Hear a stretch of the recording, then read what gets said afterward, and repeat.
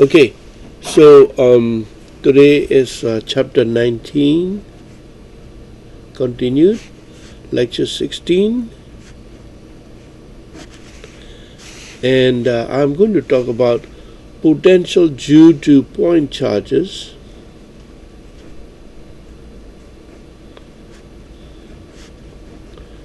Due to point charges.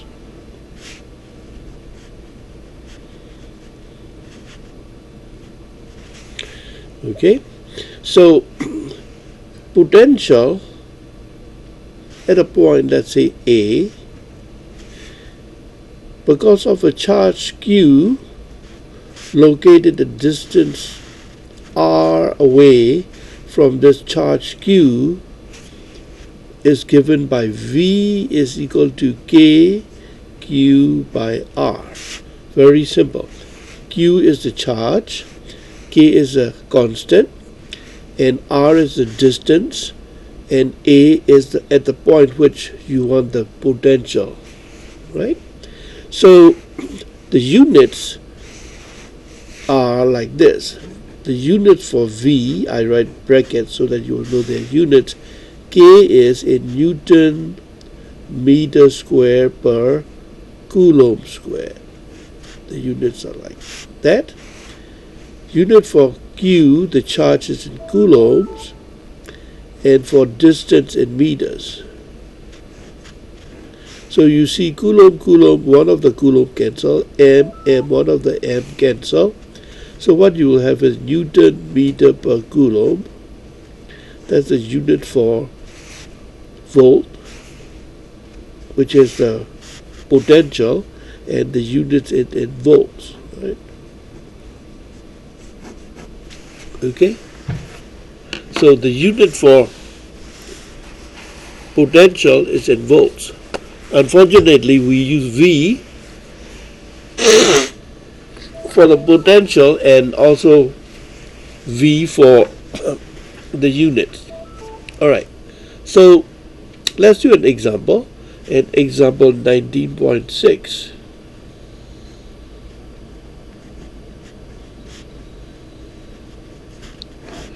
Now before we do that, one thing is this potential V, it's a scalar. So you don't have to worry about directions, it's just a number. So positive charges will give positive potential at A, and negative charge Q will give a negative potential. So you will use the sign for what Q is, right? If Q is a positive charge, then potential will be positive, and if Q is a negative charge, potential will be negative charge. All right. So in example 19.6, they try to be a little bit tricky. Says that they have a sphere, a metal sphere of radius 1 centimeter. I draw it big. So this is 1. So this is 0.5 centimeter in radius, 1 centimeter in diameter. So 0.5 centimeter in radius. Okay. And 1 centimeter away, 5 centimeters away from the center of the sphere, that's point A. So although it's not in proportion, I'll call this is 5 centimeters away. And there is -3 nanocoulombs of charge on the sphere. Since it's a metal sphere, then all the charges will be on the surface, but they will act like as though all the charges are concentrated at the center. So essentially what we are thinking is there's a charge Q at this point, at this origin, with the total amount of -3 nanocoulombs, and we are looking at a point A which is 5 centimeters away from the charge.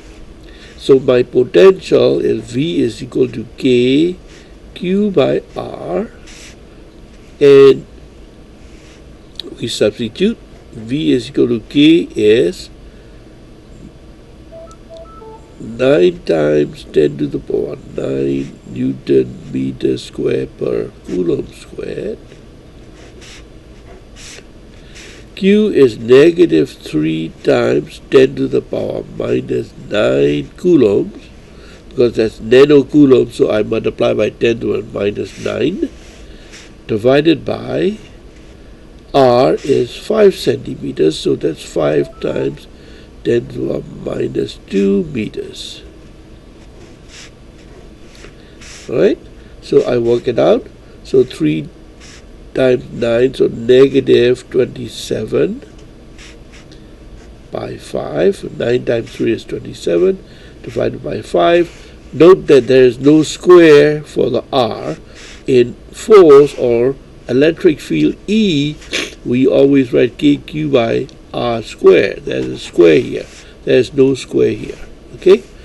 25 by R is 5. And then I write the numbers. So times 10 to the power 9 times 10 to the power minus 9 times 10 to the power 10 to the power negative 2. If you put it in the numerator, it will become 2 volt. So what you get is this and this cancel out, and you get negative 540 volts. Okay? So that's that. Now let me give you an example with multiple charges. So what will happen if you have multiple charges? Because it is a scalar number, that means you don't need directions to describe the potential.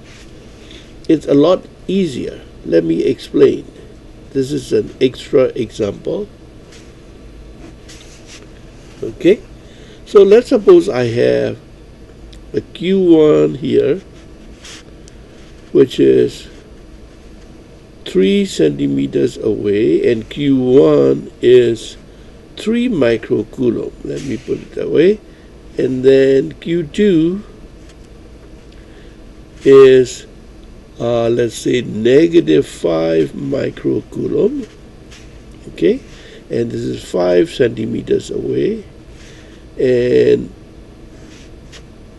Q3 is 2 microcoulomb, which is 2 centimeters away. All right? So let's see how we find the potential at this point A. So as I said, this is a scalar number, that the potential that we want. So we don't have to worry about directions. Q1 is positive, so it will give you positive potential here. Q2 is negative, so it will give you negative potential at point A. Q3 is positive, so there will be positive potential at point A. All we have to do is just add them up. If I had asked you electric field at this point, it will be a different story. Then you will have to consider the directions of the electric field, and then you will have to add the electric field vectorially at this point, right? Because you have to consider direction. But potential is a scalar. So V at point A will be K Q1 by R1 plus K Q2 by R2 plus K Q3 by R3. It's that simple. And K is the common, so actually the easier way to do is K. I pull out the K as a common factor, and so I get that. Then plug in the numbers. 9 times 10 to the power 9 Newton meter square per Coulomb squared. That's for K. Q1 is 3 times 10 to the power minus 6 Coulomb by R is 3 centimeter, 3 times 10 to the power minus 2 meters, plus Q2 is negative, negative 5 times 10 to the power negative 6 Coulomb divided by 5 times 10 to the power negative 2 meters plus Q3.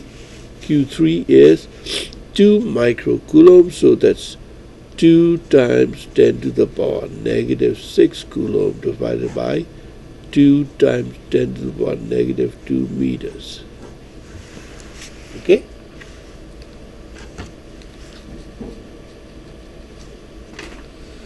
Now, this is 9 times 10 to the power negative 9. 10 to the power 9. 3 and 3 cancel, I get 1. Okay? 10 to the power 6 and 10 to the power negative 2, I get 10 to the power negative 4. This is also 10 to the power negative 4. This is also 10 to the power negative 4. Because you have 10 to the power negative 6 divided by 10 to the power negative 2. So that is 10 to the power negative 4. So I can pull it out as a common factor. So 10 to the power negative 4. So then the first one is 3 divided by 3 is 1 minus 5 divided by 5 is neg 1. Then 2 divided by 2 is 1. So I get 1 and 1 cancel. I get 9 times 10 to the power 9 minus 4 is 5 volt. Okay? So it's very, very simple. Alright. Okay, so I'll see you in next lecture.